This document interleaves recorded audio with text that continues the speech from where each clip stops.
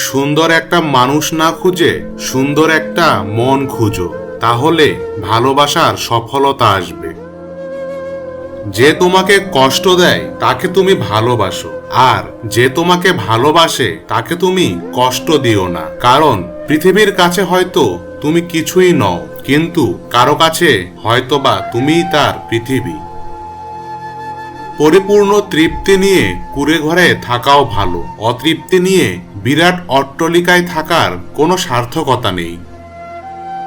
স্বর্গে দাসত্ব করার চেয়ে নরকে রাজত্ব করা অনেক ভালো।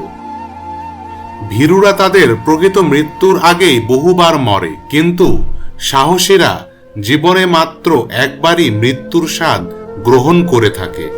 বিখ্যাত না হয়ে জীবন কাটালেও সুন্দর জীবন কাটানো সম্ভব, কিন্তু জীবনের মতো জীবন না কাটিয়ে বিখ্যাত হওয়া কখনোই সুন্দর জীবন হতে পারে না।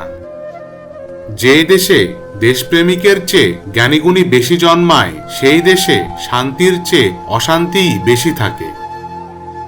যাহা তুমি দেখাও তার চেয়ে বেশি তোমার থাকা উচিত, যা তুমি জানো তার তুলনায় কম কথা বলা উচিত।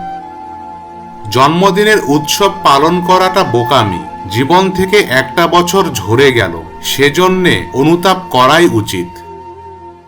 শিক্ষা হলো যে কোনো কিছু শোনার এক চমৎকার ক্ষমতা, কোনো ধরনের রাগ বা আত্মমর্যাদা হারানো ব্যতীত।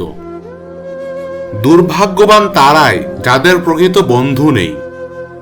মৃত্যুর যন্ত্রণার চেয়ে বিরহের যন্ত্রণা যে কত কঠিন, কত ভয়ানক, তা একমাত্র ভুক্তভোগী অনুভব করতে পারে।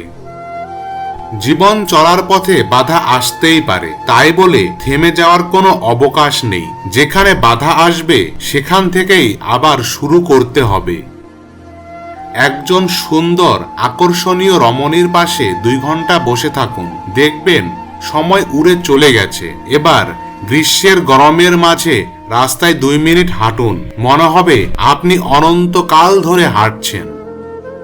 আমি ব্যর্থতাকে মেনে নিতে পারি, কিন্তু আমি চেষ্টা না করাকে মেনে নিতে পারি না। জ্ঞানীর নিন্দা মূর্খের উপাসনা অপেক্ষা শ্রেয়। সুশিক্ষিত মানুষ মাত্রই স্বশিক্ষিত। জগতের সবচেয়ে সুন্দর জিনিসগুলি এবং মূল্যবান জিনিসগুলি সবচেয়ে অকেজো। রাজনীতি হলো দেশ শাসনের উপযুক্ত ব্যক্তি নির্বাচনের মূল হাতিয়ার, কিন্তু যদি সমাজের ভালো মানুষেরা রাজনীতিতে আসতে ভয় পায়, তাহলে দেশের ধ্বংস অনিবার্য।